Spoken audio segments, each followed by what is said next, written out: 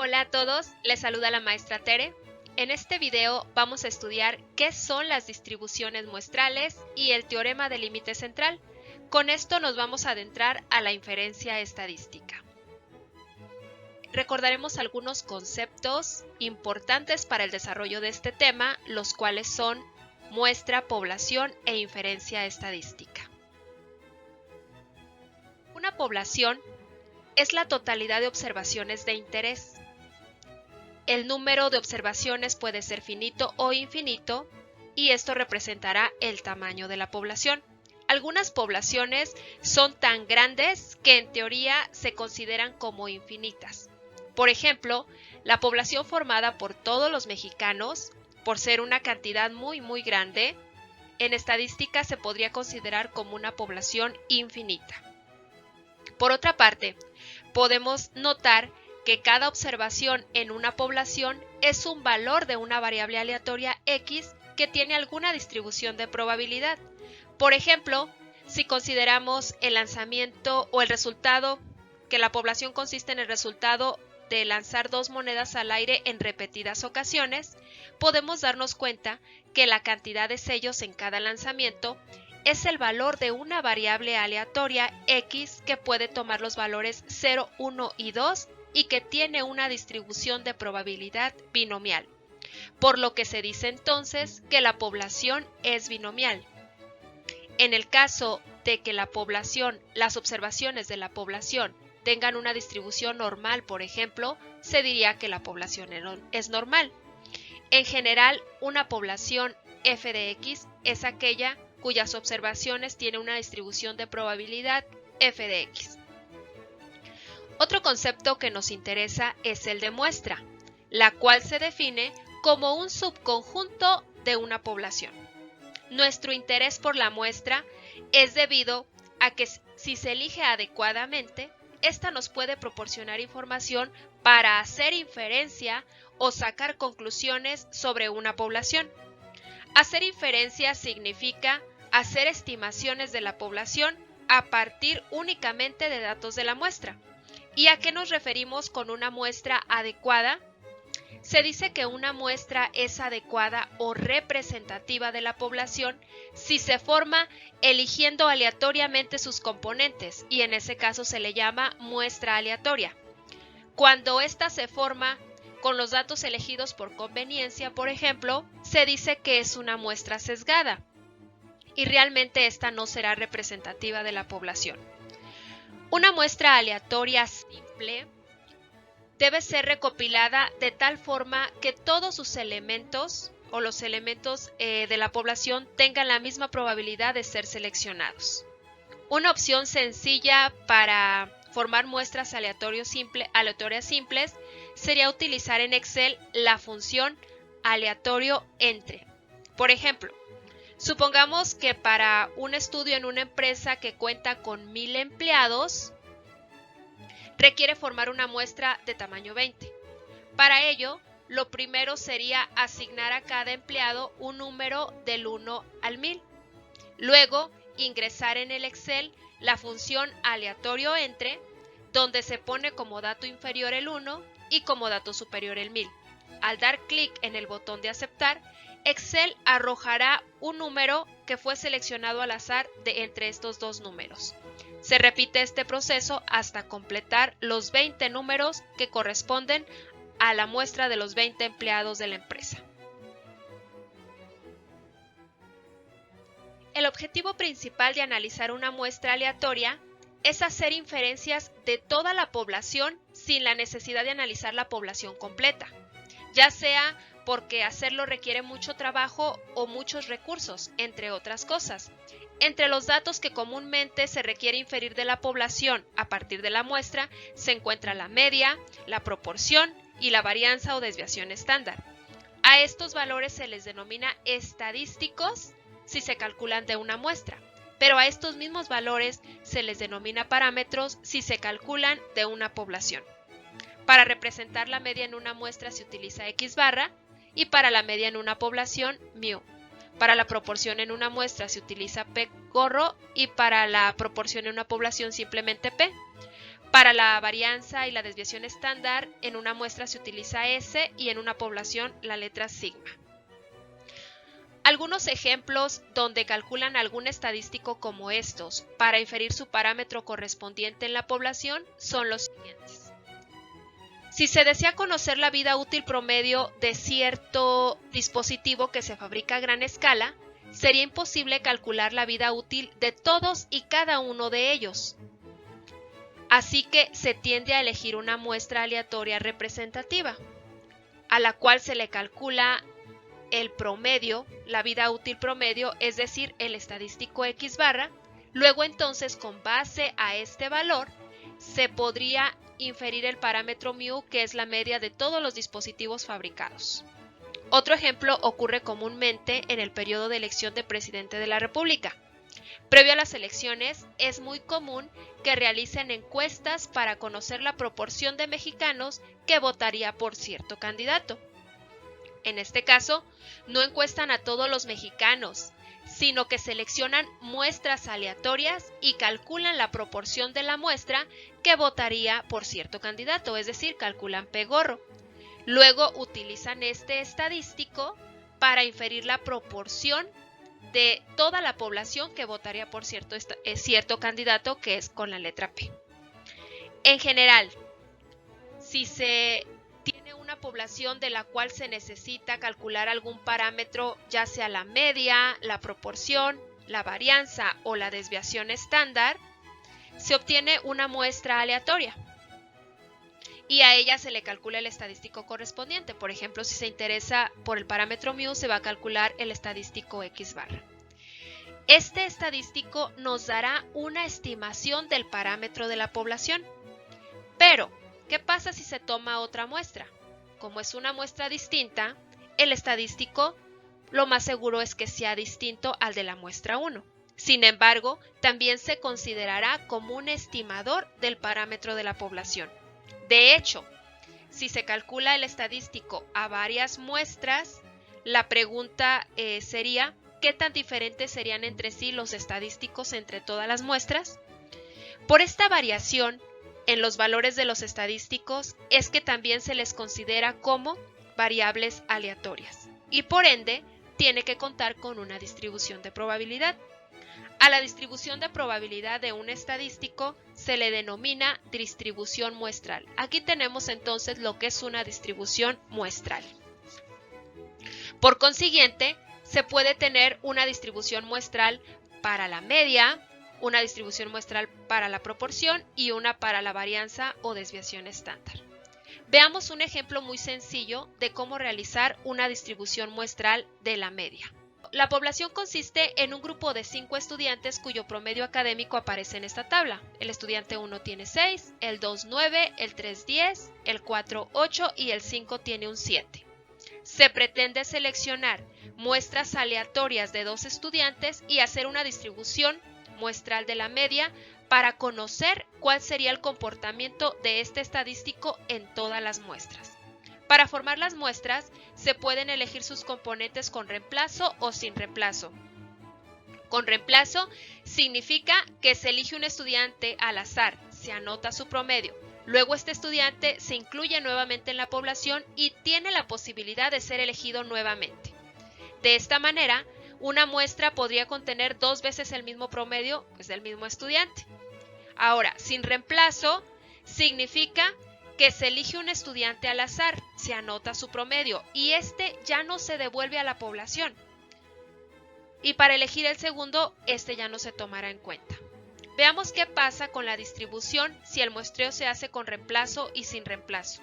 Primero, si se hace con reemplazo, todas las posibles muestras serían estas 25. Ahora, si calculamos la media de cada una de estas muestras, obtenemos lo siguiente.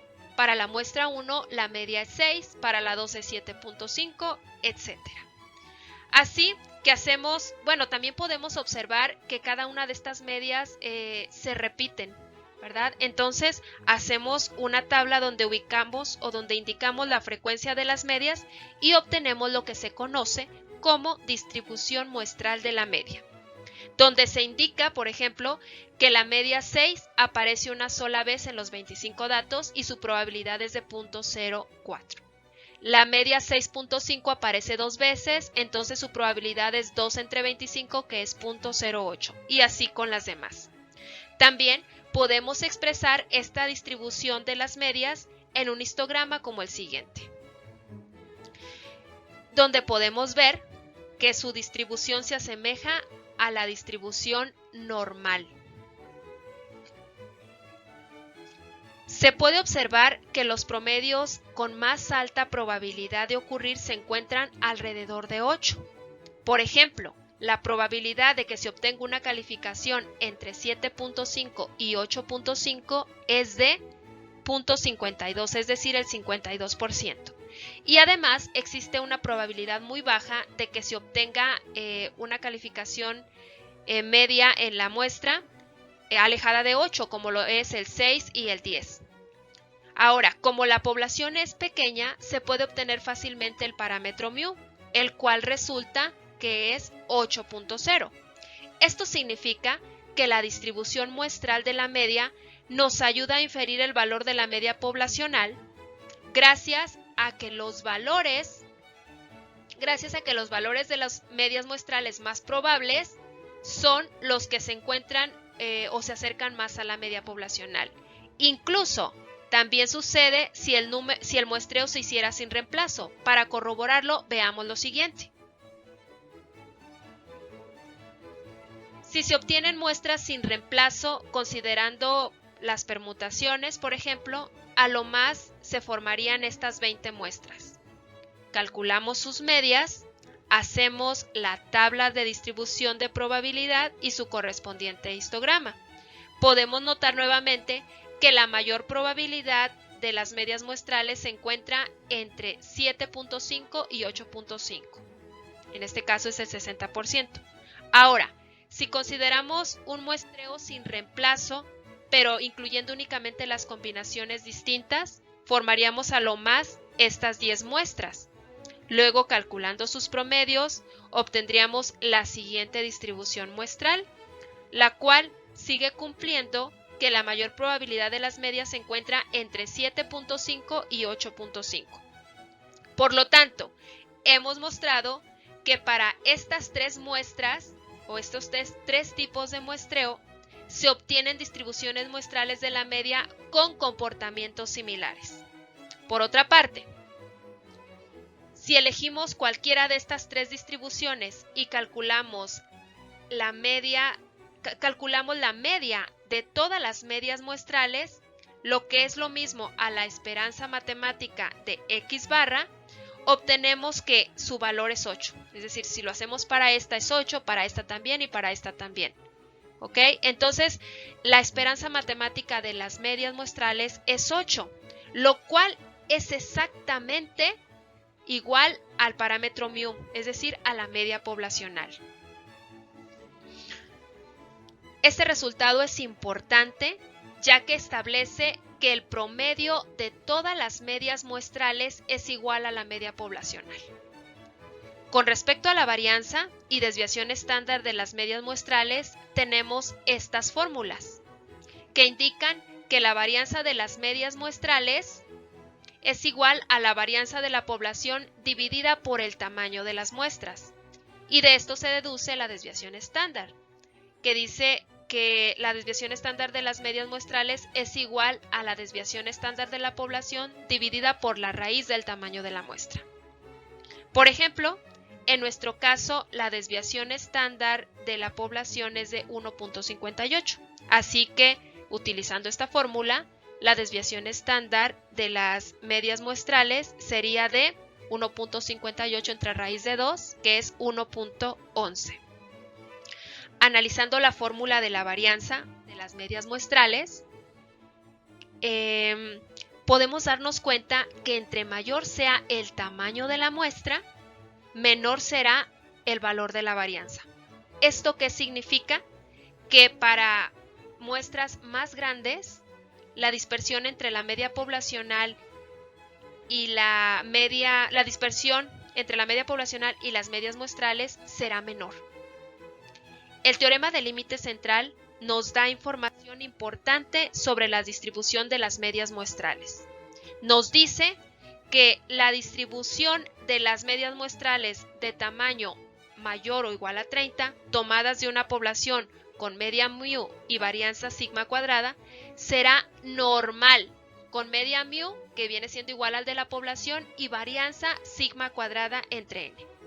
La importancia de este teorema se debe a que nos afirma que la distribución muestral de las medias será normal, lo cual facilita el cálculo de probabilidades de ocurrencia de las medias muestrales y por ende la estimación de la media poblacional. Pero hay que recalcar que afirma que la distribución será normal para muestras de tamaño mayor o igual a 30. Pero ¿qué pasa si el tamaño de la muestra es menor a 30? Bueno, si el tamaño de la muestra es menor a 30, la aproximación será buena solo si la población no es muy diferente a la normal.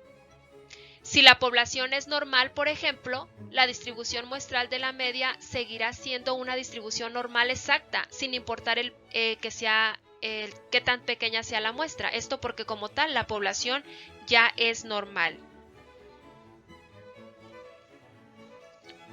Veamos unos ejemplos de aplicación de este teorema. Una empresa de material eléctrico fabrica bombillas que tienen una duración que se distribuye aproximadamente en forma normal, con media 800 horas y desviación estándar de 40 horas. Calcule la probabilidad de que una muestra aleatoria de 16 bombillas tenga una vida promedio de menos de 775 horas. Podemos observar que la muestra es de tamaño 16, o en este caso es menor que 30. Sin embargo, como nos dice que la población es normal, la distribución muestral también será normal justamente por el teorema del límite central. Ahora, la media poblacional que aquí nos indica es de 800 y la desviación estándar de 40. Así que por el mismo teorema del límite central deducimos que la media de las medias muestrales también es 800 y la desviación estándar de las medias muestrales es de 40 entre la raíz del tamaño de la muestra, que es 16. Esto nos da una desviación de 10. El problema nos pide calcular la probabilidad de que la media muestral sea menor a 775. A sabiendas que la distribución muestral es normal, dicha probabilidad corresponde al área que aparece aquí, al área sombreada. Podemos ver que va a ser muy pequeña. Para calcularla, hacemos primero la estandarización para utilizar la tabla de distribución normal estándar. Y entonces hacemos z igual al valor de la media, al valor de x que nos está pidiendo menos la media poblacional entre la desviación estándar. Y esto nos da menos 2.5. Lo cual nos dice que la probabilidad que buscamos es igual a que la probabilidad de z sea menor a menos 2.5. Utilizando la tabla, tenemos que entonces, aquí está, esta probabilidad vale 0.062. Otro ejemplo es el siguiente. La cantidad de una impureza particular en un lote de cierto producto químico es una variable aleatoria con un valor medio de 4.0 gramos y desviación estándar de 1.5 gramos. Si se preparan 50 lotes en forma independiente, ¿cuál es la probabilidad aproximada de que la cantidad promedio muestral de impurezas X barra sea de 3.5 a 3.8 gramos? En este caso, no se afirma que la población es normal, pero por ser una muestra de tamaño 50, se deduce por teorema del límite central que las medias muestrales se distribuirán normalmente. En este caso, el parámetro mu es igual a 4.0 y sigma es 1.5, así que se deduce por el teorema del límite central que la media de las medias muestrales es 4.0 igual que la de la población y la desviación estándar es 1.5 entre raíz de 50 igual a 0.21. Debemos calcular la probabilidad de que la media muestral se encuentre entre 3.5 y 3.8. Nuevamente estandarizamos para utilizar la tabla de distribución normal y llegamos a que la probabilidad buscada es la probabilidad de que z esté entre menos 2.38 y menos 0.95. Utilizando la tabla, tenemos que la probabilidad de que la media muestral se encuentre entre 3.5 y 3.8 es aproximadamente de 0.1624, que es como el 16%.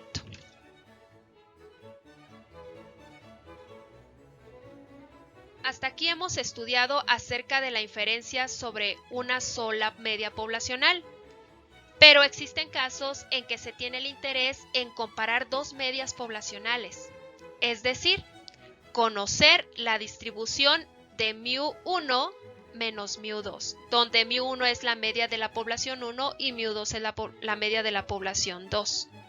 Para ello, simplemente se va a hacer una generalización de lo que acabamos de ver del teorema del límite central. Si x1 representa las medias muestrales de tamaño n1 de la población 1 y x2 las medias muestrales de tamaño n2 de la población 2, por teorema del límite central se podría afirmar que si los tamaños n1 y n2 son lo suficientemente grandes, tanto x1 barra como x2 barra, tanto esos estadísticos, tendrán una distribución normal. La primera con una media poblacional μ1 y una varianza sigma 1 al cuadrado entre n1, y la segunda con una media poblacional μ2, porque es la media de la población 2, y una varianza de sigma 2 al cuadrado entre n2. Y se establece además que la diferencia de las medias muestrales tendrán una distribución normal con media μ1 menos μ2 y varianza sigma 1 al cuadrado entre n1 más sigma 2 al cuadrado entre n2. O sea, aquí ya estamos incluyendo la diferencia de dos medias, simplemente generalizamos lo que ya habíamos visto, decimos que la diferencia de las dos medias será una distribución normal, ¿verdad? Con estos parámetros. En este caso, pues estamos considerando, claro, que los tamaños de las muestras sean lo suficientemente grandes o que, si son pequeñas, provengan de poblaciones distribuidas normalmente. Veamos un ejemplo donde aplicamos esto. ¿Okay? El ejemplo es, se lleva a cabo dos experimentos independientes en los que se comparan dos tipos diferentes de pintura, la A y la B. Con la pintura de tipo A se pintan 18 especímenes y se registra el tiempo en horas que cada uno tarda en secar. Lo mismo se hace con la pintura de tipo B. Se sabe que la desviación estándar de población de ambas es de 1.0. Si se supone que los especímenes pintados se secan en el mismo tiempo medio con los dos tipos de pintura, calcule la probabilidad de la diferencia de las medias muestrales sea mayor a 1, donde x barra A y x barra B son los tiempos promedio de secado para las muestras de tamaño 18. En este caso, ambas muestras son de tamaño 18. ¿Okay? Por lo que acabamos de ver, pues la diferencia de las medias sigue una distribución normal con estos parámetros. En nuestro caso, identifiquemos cuánto valen cada uno de estos parámetros. En nuestro caso también podemos notar, ¿verdad?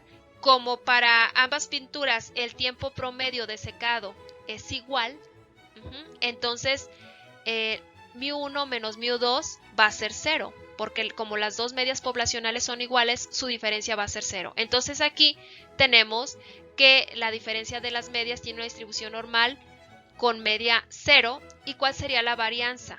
La varianza sería la suma de estas dos. Aquí la varianza de ambas poblaciones es 1.0. Entonces sería 1 al cuadrado, ¿verdad? Entre el tamaño de las muestras.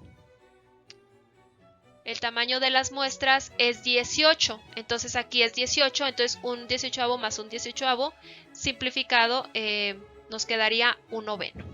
¿Sale? Serían 2/18, sería 1/9. Entonces, esta es la distribución que sigue la diferencia de nuestras medias, con estos parámetros en particular. Como queremos calcular la probabilidad de x barra A menos x barra B mayor a 1, hacemos la estandarización. Z igual a 1 menos 0 entre la desviación estándar. Aquí tenemos la varianza, pero recuerda que para estandarizar usamos la desviación estándar, entonces sería la raíz de 1 entre la raíz de 9. Y esto finalmente nos da 3. Entonces calcular esta probabilidad es lo mismo que calcular la probabilidad de z mayor a 3, que es igual a 1 menos la probabilidad de z menor a 3. Utilizando la tabla de distribución normal, llegamos entonces a que la probabilidad que estamos buscando es de 1 menos 0.9987 igual a 0.0013.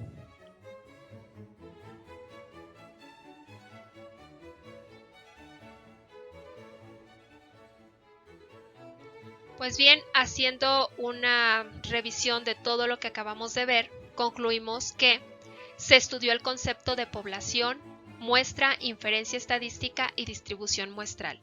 También se estudió el concepto de distribución muestral específicamente para la media y se demostró que la dispersión que existe entre los valores de la media de una muestra se reduce significativamente conforme aumenta el tamaño de la muestra.